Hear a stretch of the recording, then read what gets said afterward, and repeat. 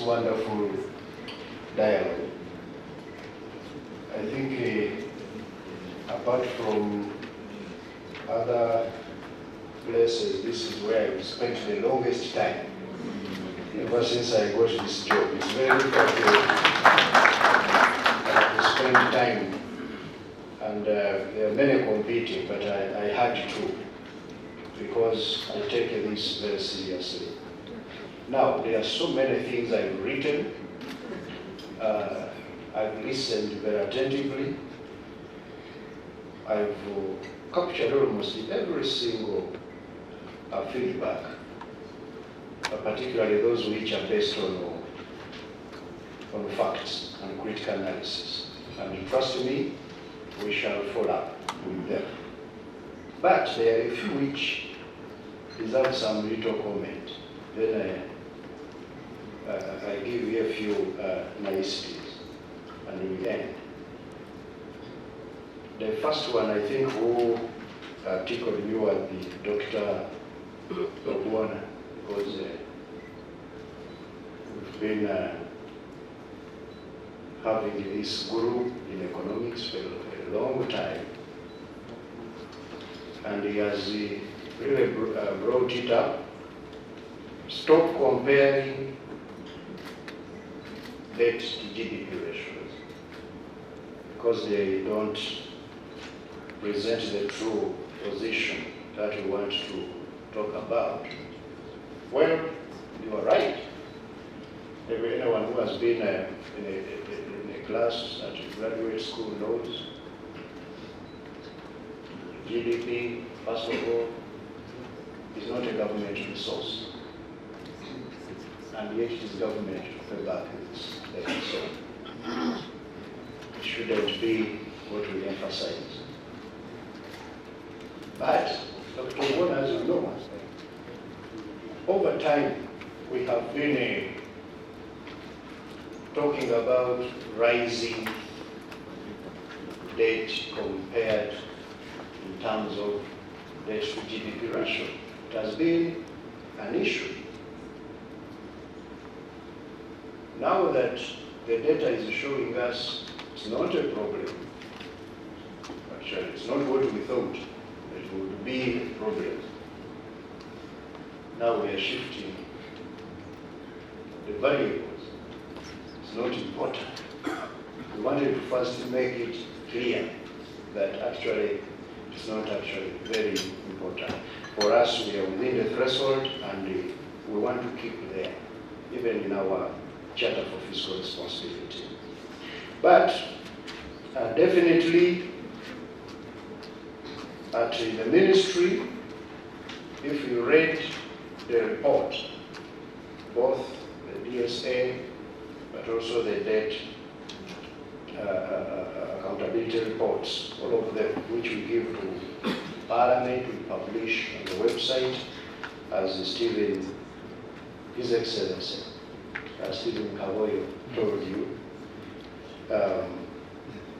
We have a number of other variables now which we track, other than the debt to GDP and even the revenue, debt to revenue, debt service. We are checking more than just a number going forward. We want to look at the qualitative also aspects of this debt, so that we are in full view of the default risk, and we make sure that we don't get anywhere near, and Yasin has told you, and he's telling you in Ramadan, so you can't lie. And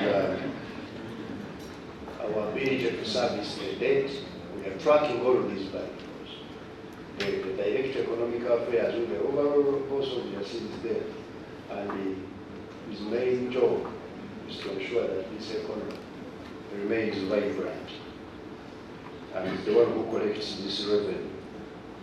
So we want to be able to service this debt comfortably, so that we remain with enough money to invest in other things. Somebody was asking, sir, what are those things we were doing? Now, Sarah I was telling her there quietly, the problem, she looks with only one eye. She closes one of the eyes because there are a lot of things which are there. They don't need advertising in this country, on which we have borrowed and invested.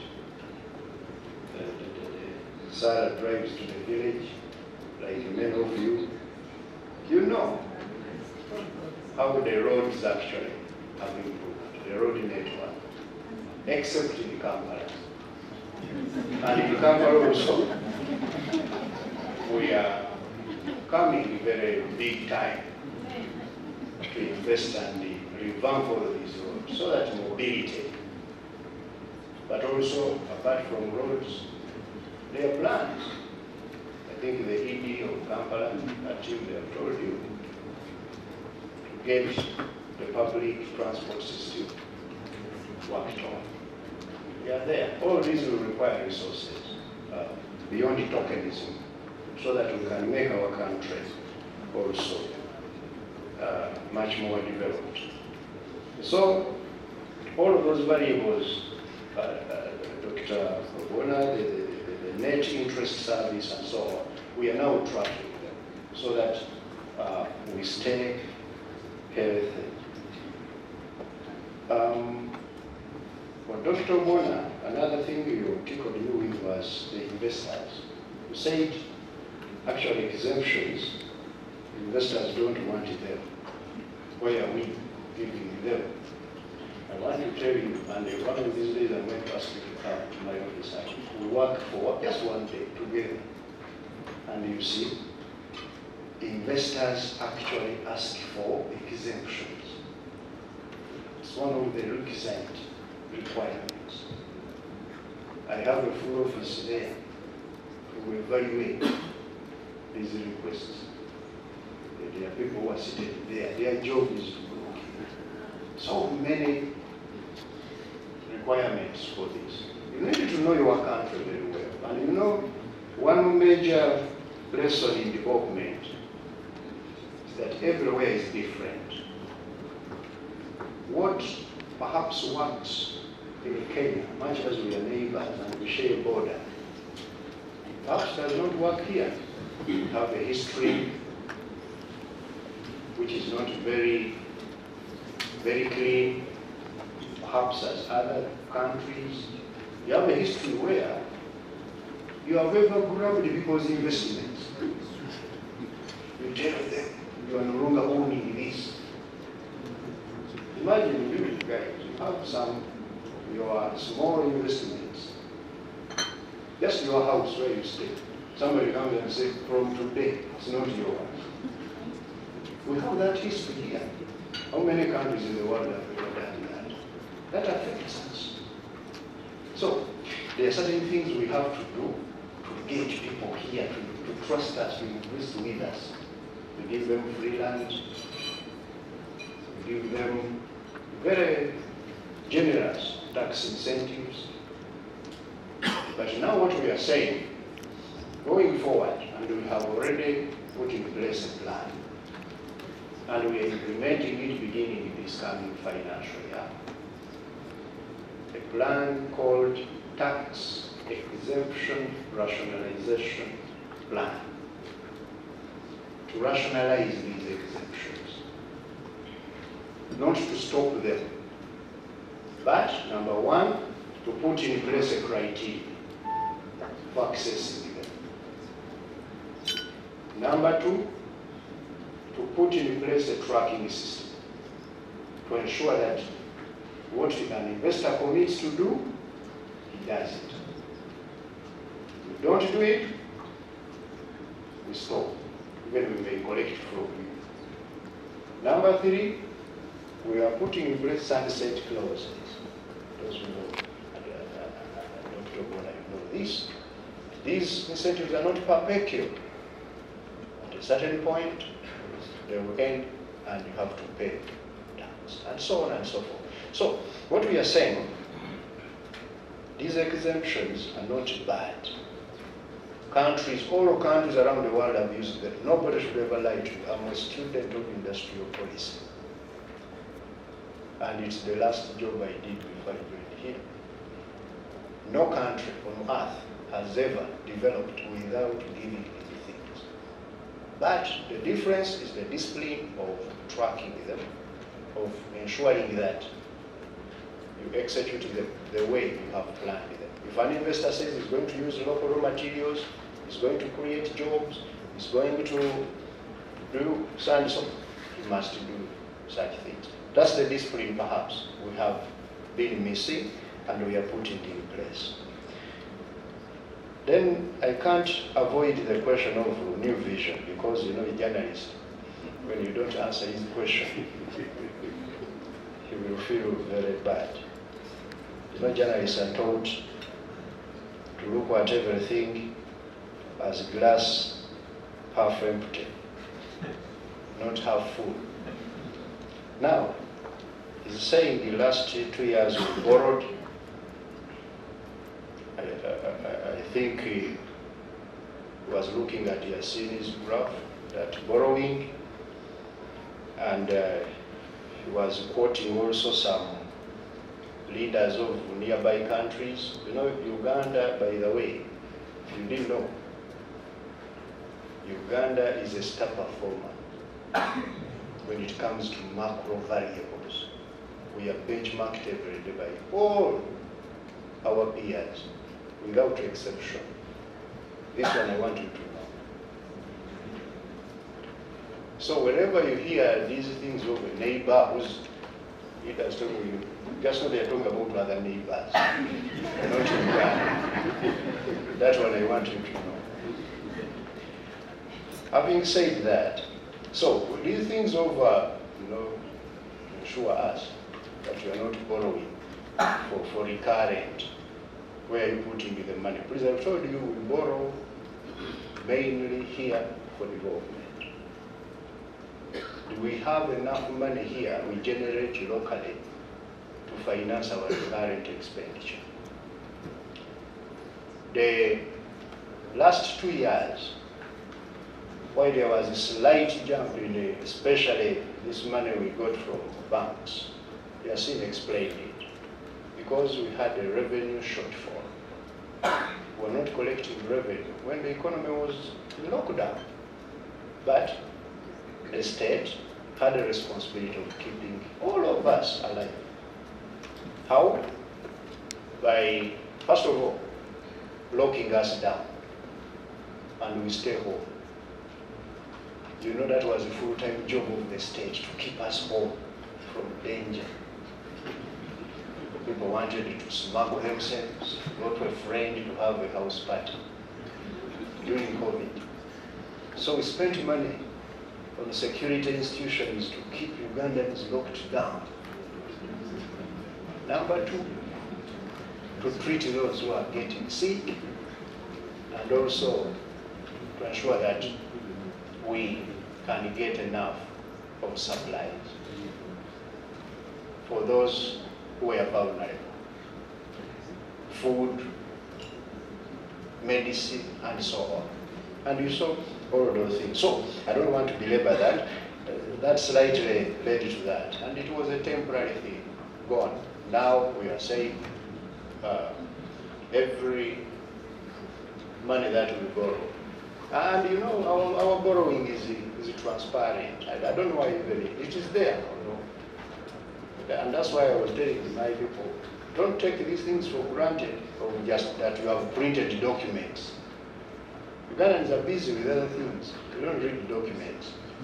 Please bring them, give them Trend TV, and we show Ugandans where every single coin of theirs goes, because that full accountability must be done. Now, I want to conclude.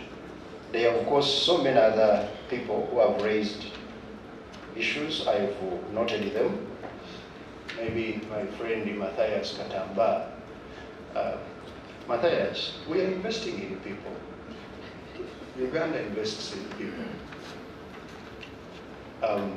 The Human Capital Development Program claims the largest share of the budget of Uganda.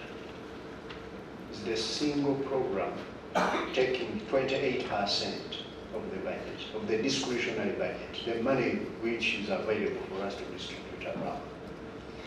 And it goes in educating Ugandans, in keeping the safe water flowing, and in health care. I know it's not enough.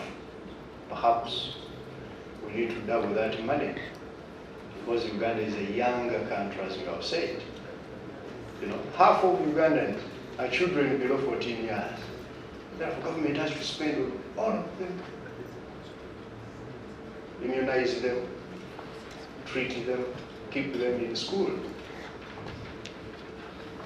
That is disproportionately, a different story from, elsewhere, perhaps, where the population is much older and working and fending for themselves. So, I wanted to assure you that we are investing in people only that it is not observable, and observable investments are quite difficult to account. You only account, after generation maybe, and this is also the story Rachel and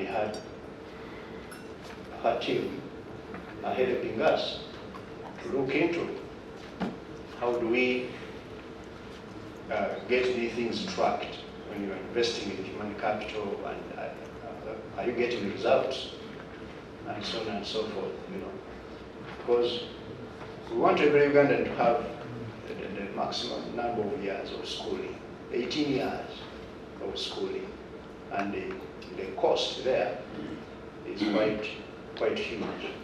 So when you look at it, the proportion of the budget spent there is big, but the unit kind of expenditure, you'll find that it is much lower than perhaps the peers, because of also the number of the younger people you have to invest in. Sarah, PDM, we are suffering from past failure. For me, it is what they call a past failure syndrome, that you start to fear to move, and also to have people account before even they have started. Like a PDM is just starting. People want accountability of a program which hasn't even rolled out. Give the program a chance, support it, ensure that we work on, because this is a very well designed program. It's not just throwing money to people. That's why actually people thought we were going to throw money at them. I said no. There are other things which must be in place. I was in Parliament and my M.Ps were asking me, one of the chairpersons of a very critical committee, I don't know whether he's in the room, asking her, PSST, how is PDM? For us here, whenever anyone talks about PDM, people just laugh.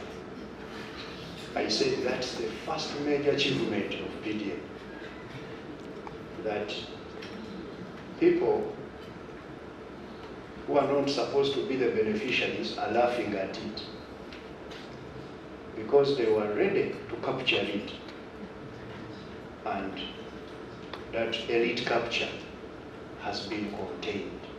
We are saying let the money go direct from the treasury to these circles, and then we check those circles in the parish. Who are the members? Are they the elite of the village? In my village there in Mutambala, in the parish called the Castles, there are some elites who had registered themselves. So they told me, it was my mom told me the other day, now they lined them up. They said, you come, all of you, to vote for the leadership of the circle. And they threw out all the elites. Now the circle is for the intended, targeted people. So, if that is what is delaying the distribution of money, and as people come, you say the rains are going. Yeah? The rains will come back. Don't rush us. Let us do the right thing. Let the money go to the right people doing the right thing. Even those right people should be doing production and so on. So the PDM, I want to assure you to follow those footsteps. There are, of course, challenges which we shall face. But you know, a very good effort, a very good kind of program like this even deserves some lower level of inefficiency. No problem. As long as at the end of the day we achieve what we are intending to achieve. All other things, I want to assure you we are going to work on them. So please finance, and this one we discussed it. You have heard, Sarah has told you, show us where is the money that we borrow go. Where is it going? So, Sarah, we're going to make a full accountability. And when my minister comes to present the budget, they will show you first accountability of where the other money which we have spent has gone. So those infrastructure and other things, even those which are invisible, like security, like health, even happiness. Sometimes you are happy, relatively happy, although we think we are sometimes so badly off. Now I want to end with the key aspect of corruption. Fighting corruption has come. It's a very good message to us in the government. But I would want us Ugandans to just stop talking about things and we devise practical ways of dealing with them. For example, this issue of corruption. We need to ask ourselves what works in the fight against corruption. Research is clear. These things which some of them we are doing here don't work. I will tell you from research because I'm a researcher. Number one, decentralization does not fight corruption. Does not work. It actually perpetuates it. You decentralize not only services, you also decentralize corruption. Salary increases without contextual factors worked on. The training of workers, ensuring that they are accountable and so on, of public servants, doesn't work. Anti-corruption institutions don't work. IG, the Directorate of Ethics and Integrity, CID, these things don't fight corruption in countries. Just to add on, democracy, social accountability, civil society, let us dress in black, and those things don't work. Don't fight corruption, I'm telling you. So what works? What works, what countries have used to fight corruption and they stamp it out? Number one, e-government. E-government works to ensure that you reduce public officials from having a lot of discretionary power. You need to automate government. It works. Number two, procurement reforms. Ensure that you automate procurement. I've talked about this again and again. If we start to procure, like I said, I think in this very room, as we do on WhatsApp group, that WhatsApp group is very transparent. When you're in a group, as one member is typing, all other members are seeing that Obona is typing. Even Obona, what are you typing? For now, 5 minutes you have been typing. See there, Obona is typing. When he clicks enter or send and it goes, then he realizes there is a mistake. Quickly he deletes. It leaves there a trail. Obona is deleted. You ask, what did you delete? Full accountability.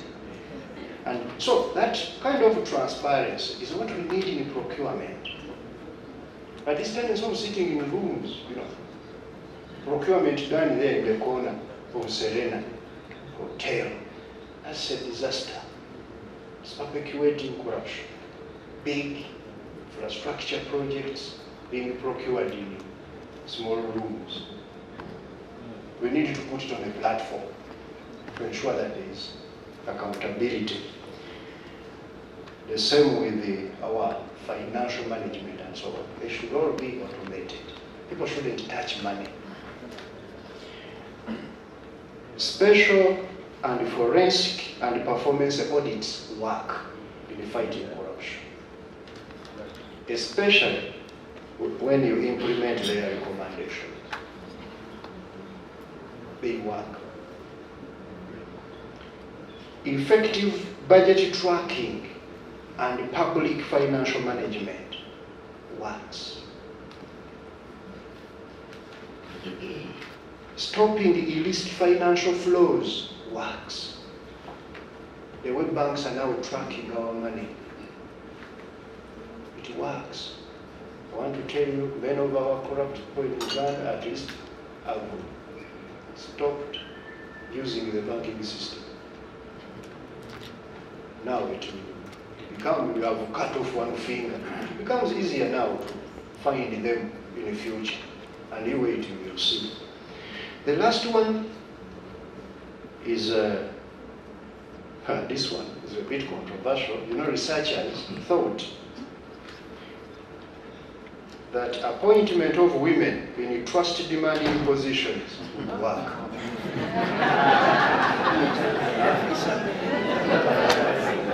Why? Because women by nature are known to be risk averse. And corruption is considered as risky, corrupt behavior is risky. Also, we thought that women had more social pressures against taboo. When a man and a woman commit a mistake, society tends to condemn the woman more than the man. Even recently, I've had some comments. Also, we thought that women are excluded from the old boy networks, which tend to breed corruption. Now, that was research in the past. Maybe we need to also update that research going forward. Therefore, ladies and gentlemen, I want to thank you so much for responding to this call by Makerere University Business School Economic Forum, my ministry, and CS Bank, as well as our partner for these kind of conversations, NTV, and be part of this wonderful conversation. We have listened, we have gotten feedback, we are going to improve. I want to commit to you that we have had very good takeaways here. At least now we know by consensus, Ugandans know borrowing is not the problem. But where you put that money that you have borrowed, how you account for it, but most importantly to ensure that you don't overborrow.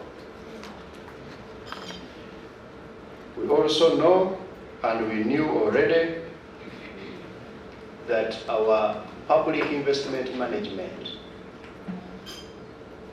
which we are working on to improve, is a very good bet in improving our performance on the debt that we are getting. And most especially, we know that we must continue to pursue those areas which are going to grow the economy, because growth of the economy and its expansion is one way actually of managing the debt, because you've already generated more money to be able either to get more revenue or to pay the old debt. We are also knowing that we need to cater for political economy issues, not just the technical issues. So we are going out of this room with commitment to improve and continue to improve on our discipline, the discipline of prioritization, the discipline of budgeting, the discipline of execution, the discipline of accountability, and all of it summed up with the discipline of effective listening and conversations that are sober, well-informed by facts and data. I thank you very much for coming, and I wish you very good Ramadan. Those who are fasting, those who are going to have lunch, please have your lunch. Thank you so much. Thank you very much, PSST. Another round of applause for PSST. We specifically appreciate the fact that you've been with us from beginning to the end. We don't take that for granted.